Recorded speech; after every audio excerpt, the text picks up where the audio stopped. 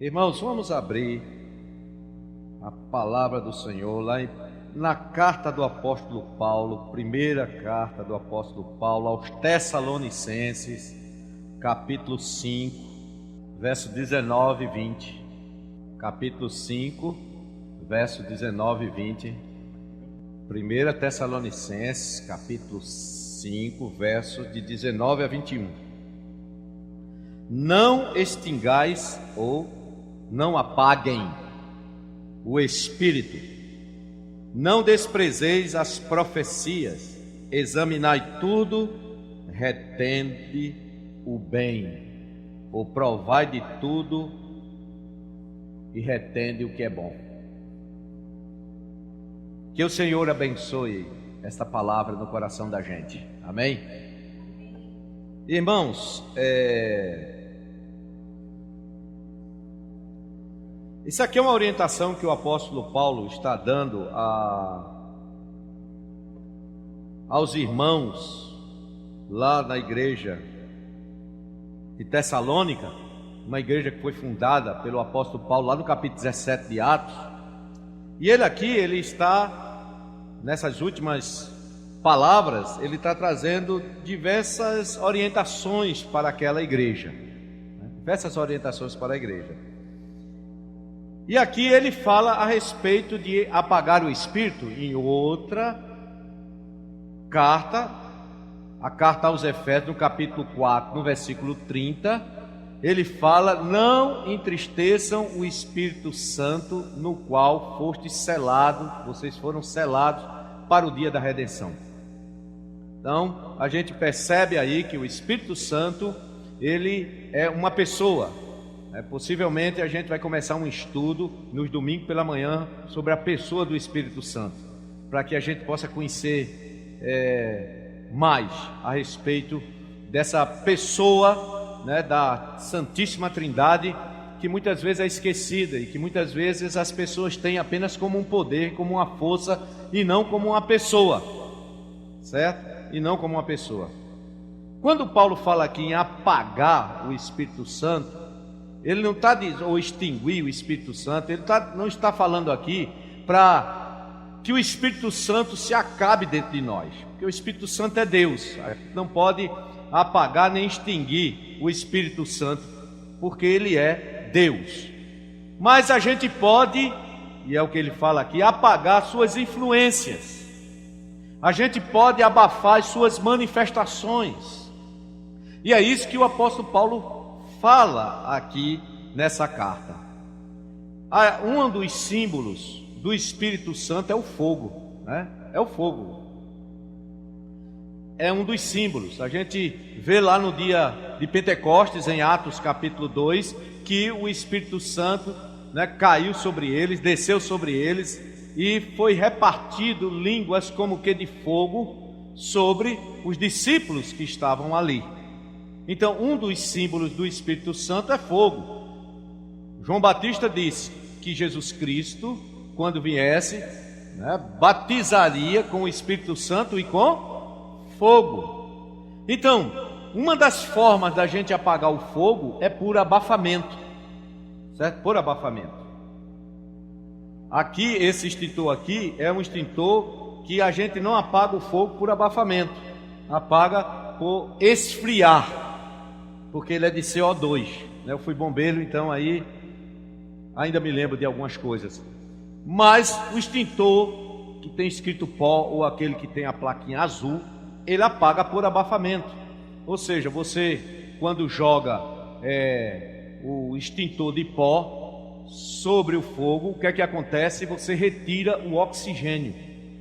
E para que exista fogo, precisa-se ter o triângulo do fogo.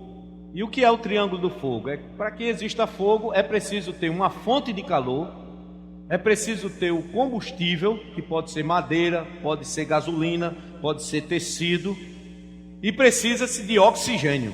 Se não tiver oxigênio, não pega fogo, certo? Se não tiver a fonte de calor, não pega fogo. Se não tiver combustível, não pega fogo.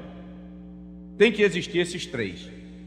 Então, quando você usa o sistema de abafar o fogo, você cortou uma das fontes que alimenta e que gera o fogo, que é o oxigênio. Você abafou, ali apaga o fogo. Trazendo isto aí como uma analogia para o Espírito de Deus, que é o fogo em nossas vidas, não é? A gente também abafa as manifestações do Espírito Santo na nossa vida. A gente abafa as ações do Espírito Santo na nossa vida. E com o passar do tempo, quando a gente olha, não há mais esse fogo do Espírito em nós. Não há mais esse fogo do Espírito em nós. E o que é que aconteceu? É que com o passar dos anos, a gente foi retirando,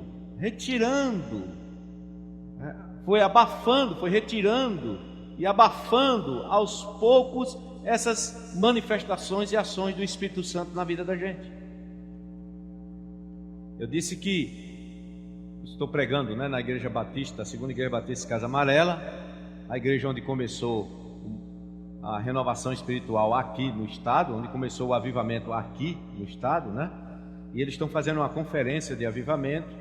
E aí eu preguei na sexta. Ontem eu disse que não podia pregar porque estava pregando aqui, e estou pregando hoje à noite, encerrando. E na sexta-feira eu preguei exatamente sobre as qualidades do fogo e sobre esse triângulo do fogo, mostrando que esse triângulo do fogo na nossa vida espiritual a fonte de calor é o Espírito Santo, o combustível é a palavra e o oxigênio é a oração. Quando a gente retira palavra, ou retira a oração, ou retira o Espírito Santo da nossa vida, das suas manifestações, a gente retirou, a gente apagou o fogo do Espírito na nossa vida. Não é sobre isso que eu vou falar aqui, certo? Se eu preguei lá. Bom, então, quando a gente começa a pensar, há algumas coisas que a gente faz na nossa vida que vai abafando essas manifestações, vai abafando essa influência, vai abafando essa ação do Espírito Santo na nossa vida. E é por isso que aí a gente precisa de um avivamento. Então eu enumerei aqui, e tem muito mais, mas eu enumerei aqui algumas dessas coisas que, pela observação, pela experiência de anos, né, de estudo da palavra de Deus, e de pregações, e de relacionamento com o Espírito Santo, eu enumerei algumas que julgo ser coisas que vão abafando. Algumas são bastante notórias, outras nem tanto. Mas vamos lá. O que é que abafa? O que é que apaga? O que é que extingue a influência do Espírito Santo na vida da gente, ao ponto da gente depois precisar de um avivamento na nossa vida? O que é que aos poucos vai apagando, né? Observa que às vezes uma brasa está lá se apagando, você vai dar um sopro e aí ela acende novamente, né? E eu espero que a gente possa nesta manhã aprender isso na nossa vida, e a gente possa colocar a nossa vida para novamente, não é, ela ser aquecida pelo poder do Espírito Santo. Primeiro, pecados. E quando a gente fala de pecados, a gente não quer falar, certo? Apenas quando a gente fala de pecado, a gente pensa logo os pecados mais grosseiros, vamos dizer assim, como adultério, como roubo, como essas coisas aí, né? Então a gente já acha que isso aí, não é? Mas há coisas na nossa vida pequenas que são pecados também, e que fazem tanta diferença como um pecado mais grosseiro, vamos dizer assim. Porque pecado, querido, é pecado, é a mesma coisa. As consequências é que são diferentes, certo? Há uma diferença, como eu já disse aqui, entre se eu roubar uma caneta de alguém e eu assaltar um banco, ou eu roubar um carro. É pecado do mesmo jeito. As consequências, no máximo na caneta, eu vou receber uma repreensão. No caso de um carro, eu vou preso. mas o pecado é o mesmo. Então, para esses pecados, parece que a gente está mais atento, mas há determinadas coisas, outros pecados, que vão acontecendo na nossa vida, que faz como as raposinhas lá de Cantares 2,15, que entra na vinha e depreda a vinha, quando ela está brotando, quando ela está colocando flores para dar frutos mais adiante. Essas raposinhas, elas entram e minam a vinha e acabam com a vinha. Então esses pecados é como essas raposinhas que vão entrando na nossa vida e a gente não vai percebendo. Como por exemplo a fofoca, né? A fofoca, a malícia, ficar maldando das pessoas, ser grosseiro com o irmão, ser grosseiro com o nosso próximo. Então essas coisas, né? Palavras torpes, palavras ofensivas, palavras que denigrem o nosso próximo, palavrões. Então nós vamos achando que essas coisinhas não é nada demais, mas essas coisinhas aí estão como raposinhas corroendo, vai corroendo. Então essa é uma das coisas que abafa, certo? O Espírito Santo. E aí a gente pode ver na nossa vida o que é que pode, por exemplo, estar influenciando na nossa vida. Que tipo de pecado está influenciando na nossa vida? Pedir como o salmista no Salmo 139, versos 24 e 25, sonda-me, conhece, prova meus pensamentos, vê se há em mim algum caminho mau. Segundo, rebeldia, desobediência. E quando eu falo aqui rebeldia e desobediência, é pecado, claro, mas eu quero destacar aqui a rebeldia, a liderança do Espírito Santo na nossa vida. Aquilo que o Espírito Santo está nos orientando através da palavra de Deus, através de determinadas coisas que Ele coloca em nosso coração e que nos constrange, né, amavelmente a fazer, e a gente não faz. E Tiago diz que se uma coisa é certa e eu não faço, eu estou pecando, porque eu estou pecando por omissão. Eu sei que aquilo é certo, mas eu não estou fazendo. Então a rebeldia é eu endurecer o meu coração para a liderança do Espírito Santo na minha vida. Orientações que Ele traz através da sua palavra que eu devo colocar em prática na minha vida. Determinadas áreas da minha vida que Ele me mostra, que me revela que eu preciso mudar, que eu preciso melhorar e eu não mudo.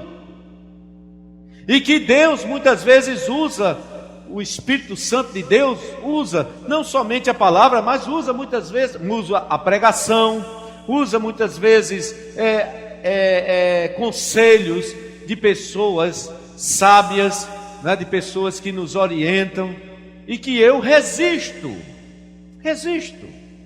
Eu vou contar uma experiência minha, que faz um tempinho. Duas experiências. Uma delas foi que todas as duas experiências no ano de 91. Eita, tem gente aqui que nem era nascida, né? Bom, no ano de 91, eu pastoreava a Igreja Batista Central da Iputinga e recebi o convite para ir pastorear uma outra igreja, certo? Uma outra igreja. Na época, uma igreja maior do que a que eu pastoreava, certo? Uma igreja que tinha bastante influência na denominação, certo? E eu fui chamado para pastorear essa igreja, certo? Eles tiraram uma comissão de pastor, para escolher um pastor, e aí eles disseram: não, a gente gostaria que fosse o pastor Belarmino. Alguns membros da igreja eram meus alunos no seminário, e aquela igreja ali me convidou, e o pastor que assumiu a igreja interinamente falou comigo: rapaz, olha, vem para cá, E eu me lembro que eu fui para aquela igreja ali e passei uma semana pregando sobre batalha espiritual. Comecei na segunda-feira à noite, terminei no domingo à noite, no domingo de manhã e de noite. E teve um momento lá que o pastor, estava lá no púlpito com ele, e ele olhou assim: olhe para essa igreja, pastor, essa igreja está a semana toda lotada ouvindo o senhor falar. E eu digo, nem a minha fazia isso. Ele disse, olhe bem, pastor, o senhor começou aqui na segunda-feira, é domingo, e a igreja lotada todos os dias para ouvir o senhor falar. Esse pessoal quer o senhor como pastor. E aí eu disse a ele, meu irmão, deixa eu te dizer uma coisa, eu não sinto o sinal verde de Deus.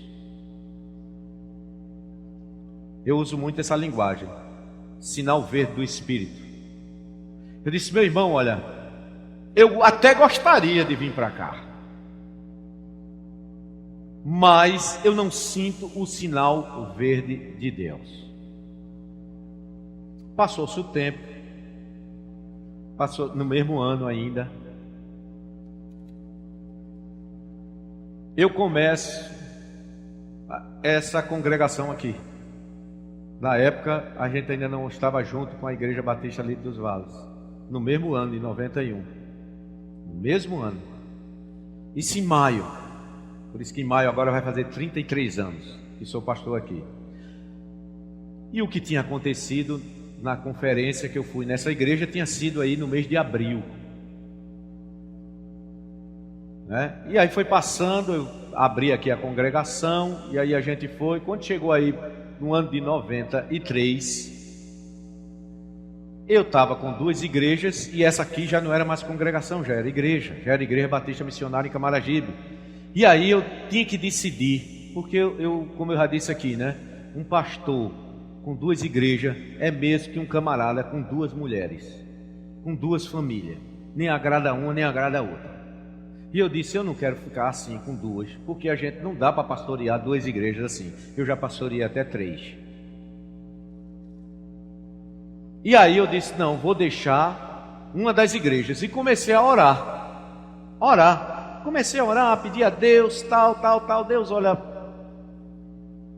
E aí, meu coração estava inclinado a não vir para cá, continuar na igreja que eu já era pastor há quase 5 anos. E aí eu cheguei um dia e decidi ficar lá na igreja, na outra. Cheguei para outra igreja e disse, olha, vocês estavam orando, eu também, e eu vou ficar aqui. E aí a igreja lá se alegrou, glória a Deus e aleluia. E quando eu cheguei para dizer aqui, eu disse, não vou ficar com vocês como pastor. Os irmãos disseram, aí teve umas irmãs depois do culto, essa não, isso não é de Deus não. Isso não é de Deus não. Pode voltar e orar novamente, que isso não é de Deus não. Eu digo, não, eu tenho certeza. E aí começamos aqui, eu tirei uma comissão para trabalhar, para procurar pastores. E aí passou até alguns pastores por aqui, mas toda vez que chegava na comissão, o pessoal entrevistava, ele pregava tudinho e tal, e o pessoal dizia, não. E eu digo, vocês têm que escolher. E aí, querido, eu sei que mais ou menos um mês depois que eu já tinha dito isso e que eu comecei a sentir uma falta de paz no meu coração. Uma falta de paz tremenda. E a paz está lá em Colossenses, capítulo 3, verso 15, é o árbitro do nosso coração. Quando nós estamos andando na vontade de Deus, a paz está lá dentro. Embora a gente enfrente lutas e dificuldades, mas a gente sente paz no coração, porque a gente está na decisão certa que Deus estabeleceu para a nossa vida. E faltando paz, e eu digo, meu Deus, o que está acontecendo? Está tudo bem aqui em casa, bem com a família, está tudo bem financeiramente, está tudo bem nas duas igrejas crescendo, e eu digo, meu Deus, por que isso? E um dia eu estava na frente da minha casa, depois de ter jantado, andando, e aí eu digo, meu Deus, que falta de paz no meu coração, o que é que está acontecendo? Aí o Espírito fez mesmo assim, olha a tua decisão. Irmãos, eu gelei na hora. Eu digo, meu Deus do céu, se eu tomei a decisão errada, olha a confusão. porque eu vou ter que desfazer o que eu disse. Olha a confusão que vai dar esse negócio. Tremi nas bases, e aí comecei a orar. E aí o Espírito falou: eu não quero que você fique lá, eu quero que você vá para a nova igreja. Por que eu não queria vir para aqui? Porque eu disse: Senhor, eu não quero construir. A outra igreja era uma igreja já antiga, uma igreja que já tinha prédio, certo? Prédio, já tinha salão atrás, tudinho tal. O máximo era que eu ia ajeitando, como foi que eu fiz, né? Murando a igreja, ajeitando, fazendo isso, fazendo aquilo. Mas diga a outra igreja: Senhor, como é que eu vou assumir a igreja lá? A igreja não tem templo, a gente está de escola em escola. E eu não estou afim não, Senhor, de ser pastor que vai ter que quebrar a cabeça com construção de templo. Eu já estou no segundo. Porque foi aquele e esse aqui, né? Exatamente para onde eu não queria vir. E o Espírito disse: mas é para lá que eu quero que você vá. Tá certo, Senhor. Aí eu fui, cheguei lá para a igreja que eu disse que ia ficar, a igreja que eu estava há 5 anos. Disse: irmãos, eu quero confessar meu pecado aqui. Eu fui desobediente a Deus e quero pedir perdão a vocês. Eu já pedi perdão a Deus, mas eu quero pedir perdão a vocês porque eu errei. Não é para ficar aqui com vocês. Deus quer que eu fique na Igreja Batista Missionária em Camaragibe. Aí os irmãos lá começaram a chorar, mas depois vieram dizer: pastor, isso é de Deus, a gente crê. E me abençoaram, né? Me abençoaram para que eu viesse, né? E quando eu cheguei aqui que disse, os irmãos se alegraram. Então o que eu quero dizer, irmãos, é que eu estava sendo rebelde à liderança do Espírito Santo. Ouviu agora? Ou seja, eu obedeci quando fui convidado em 91 para ser pastor daquela igreja.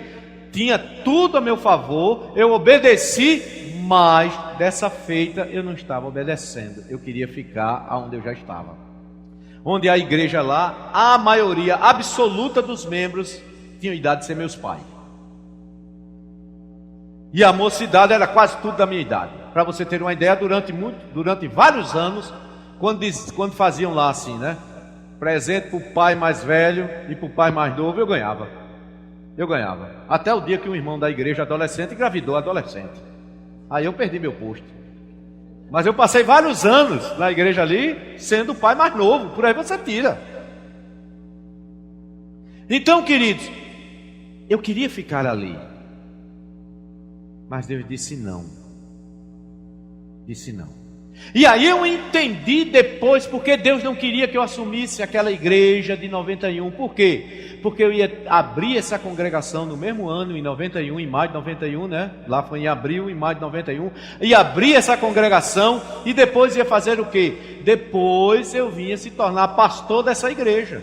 E a vontade de Deus que eu continue até o dia que Ele quiser. Entendeu, irmãos? Então, ou seja, o Espírito Santo é uma maneira que o Espírito Santo faz para nos guiar. E às vezes a gente desobedece essa liderança do Espírito Santo, que vem ou através da palavra, como eu disse a vocês, eu estava preparando, né? Eu disse a vocês, eu acho que em janeiro, né? Eu não tirei férias em janeiro, né? Não tirei férias ainda esse ano, continuei pregando. E em janeiro eu disse aqui para vocês no domingo de manhã, eu acho que foi em janeiro, né? Que eu disse que esse ano eu estava preparado para agora no aniversário, né? Dos 37 anos da igreja agora em abril, eu me aposentar daqui da igreja, né? Pedi jubilamento. E o Senhor disse: aquele que crê não se apresse. O Espírito falou ao meu coração. E eu disse: opa, nunca mais falei com Deus sobre jubilamento. Disse: não, Deus, ó, tá aí, tá, tu sabe, né? Não estou falando mais não. Sabe, né? Estou deixando aí, na tua mão. Outra coisa, querido, 3, abafar as manifestações do Espírito. Abafar as manifestações do Espírito significa o quê? Às vezes o nosso zelo, que pode acontecer coisas erradas, falsas manifestações, que eu vou falar depois, certo? Às vezes a gente vai e por excesso de zelo, a gente impede as manifestações do Espírito Santo. Por excesso de zelo, às vezes a gente tem alguém que fala em profecia e a gente proíbe. tem alguém que está falando em línguas, outro interpretando e a gente proíbe, ou então a gente mesmo, certo? O Espírito de Deus, né, está falando através da gente, mas a gente não quer dar evasão. Se a gente está ali com o dom de línguas, evasão a falar em línguas. E a palavra de Deus mostra, eu já expliquei isso aqui tudinho, né? Esse ano eu peguei 5 domingos sobre os dons espirituais e mostrei que o dom de línguas, se ninguém se levantou ali para interpretar, nem você mesmo recebeu o dom de interpretação, você fica falando baixinho, você e Deus. E graças a Deus eu estou vendo os irmãos aprendendo. Eu vejo que os irmãos alguns irmãos quando começam a falar em língua, ninguém levantou-se profecia, ele começa a baixar e começa a falar. Ele e Deus. Mas não é para abafar, não é para parar de falar, é para você e Deus ali, somente você e Deus falando em línguas. Só você e Deus interessa naquele momento, porque se Deus não levantou ninguém para interpretar, ou você mesmo não interpretou, Deus não te deu o dom de interpretação, o que é que acontece? Aquilo que você está falando em línguas só interessa para você e Deus, não interessa para a congregação. E às vezes a gente, por receio, a gente vai abafando, certo? A gente vai abafando essas coisas, por excesso de zelo, a gente não permite que essas coisas venham a se manifestar. Terceiro, ao mesmo tempo, querido, ao mesmo tempo, certo? Que a gente não deve abafar as manifestações do Espírito, a gente também tem que ter cuidado, que é outra coisa que abafa, é dar lugar às falsas manifestações. E é o que está aí, ó. Ao mesmo tempo que Paulo diz assim, ó, não extingais o Espírito, não desprezais as profecias, ele está dizendo, examinem tudo. Por quê? Porque os tessalonicenses estavam permitindo e dando ouvidos às falsas profecias. E deixa eu dizer uma coisa a vocês, nas manifestações às vezes ditas do Espírito, né, há muito mais às vezes falsas manifestações do que manifestações genuínas. Há mais falsas profecias, que a gente chama de profetadas, do que verdadeiras profecias. Isso acontece. Mas o que Paulo está dizendo aqui para os tessalonicenses, olha, vocês estão dando lugar às falsas manifestações do Espírito. Entretanto, não abafem as verdadeiras manifestações. O que é que vocês devem fazer? Devem provar, devem ficar atento. O que é que está sendo dito ali? Por exemplo, eu particularmente não acredito ser de Deus profecias onde o profeta está mais raivoso do que tudo. Aquele profeta que está dizendo assim, ó, vocês têm que buscar santidade, porque se não buscar santidade vocês vão morrer, que Deus vai abrir a cova. Eu não creio. Se um profeta disser isso para mim, eu digo, cuidado para você não cair nela. Eu não creio. Mas tem irmãos que dão logo ouvido a essas coisas. Eu não creio. Eu não dou ouvido. Eu não dou ouvido. Certo? Então, queridos, o que é que está acontecendo? Eu tenho que, como a Bíblia diz, examinar tudo. Eu tenho que ouvir. Eu tenho que ouvir.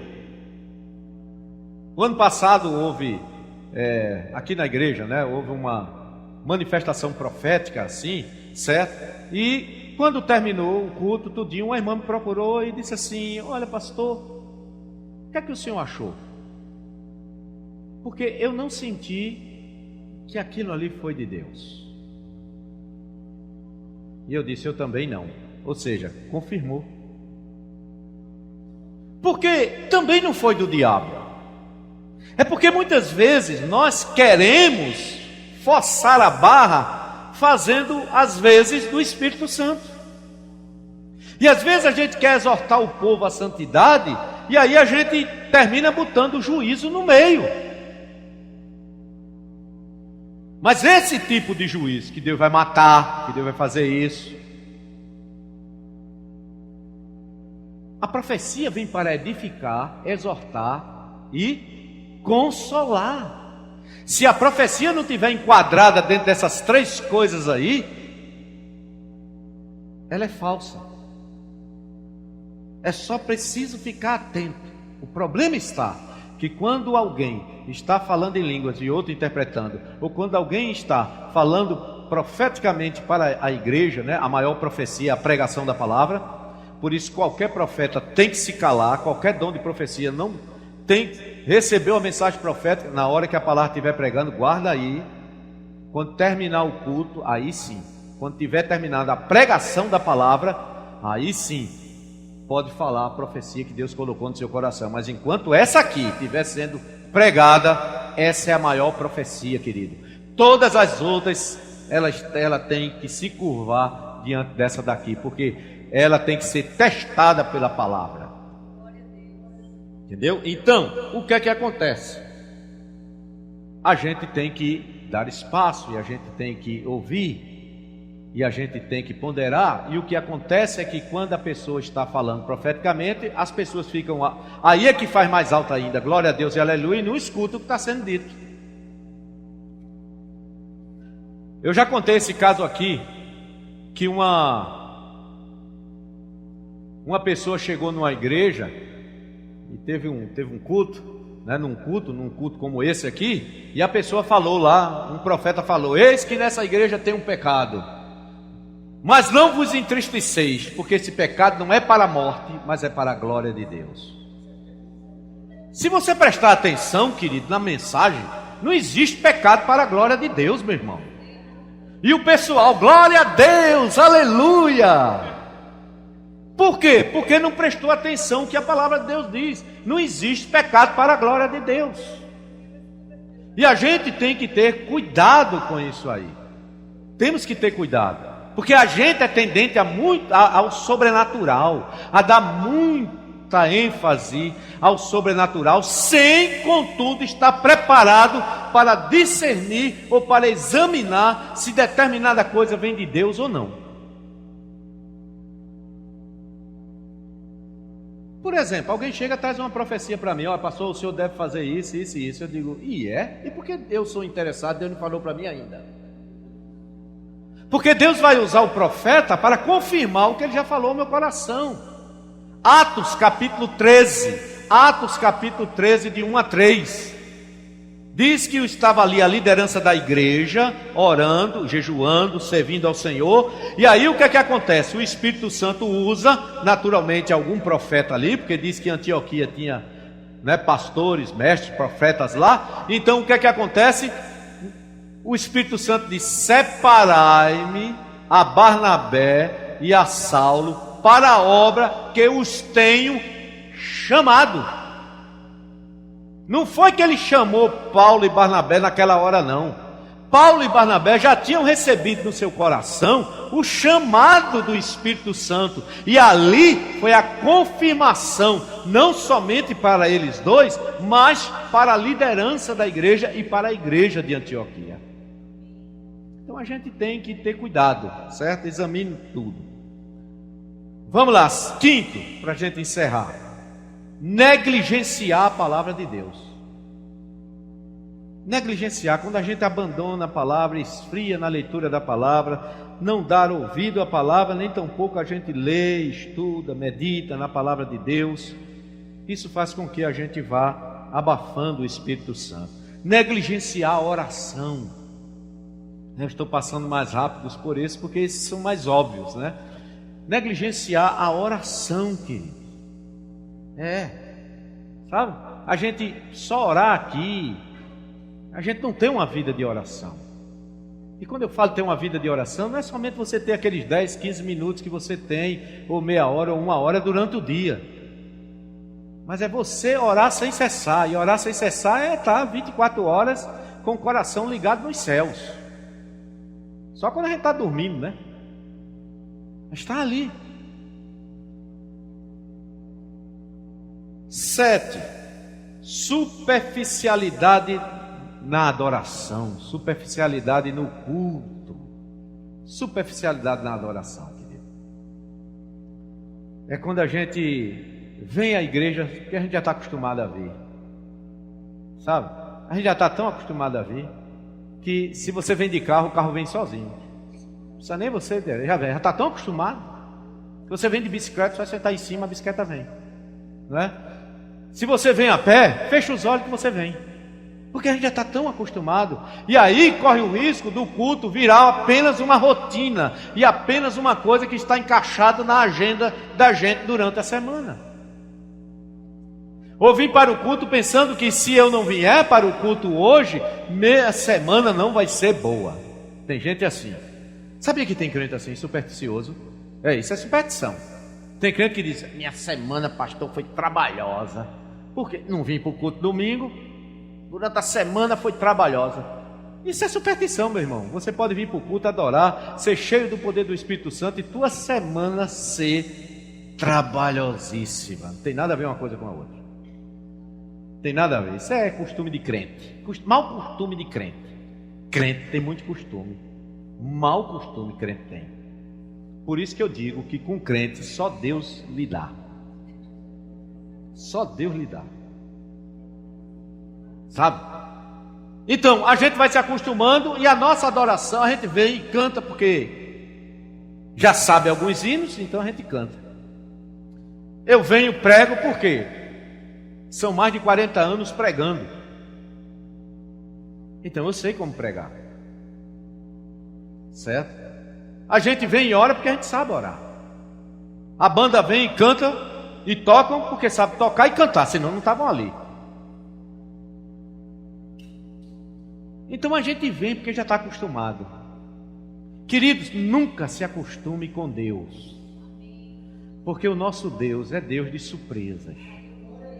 Caminhar no Espírito Santo, na liderança do Espírito, é uma aventura diária. É uma aventura diária. E por fim, queridos, falta de comunhão. Falta de comunhão, ou seja, a gente vai perdendo a comunhão uns com os outros. E onde há divisão, o Espírito de Deus não pode atuar.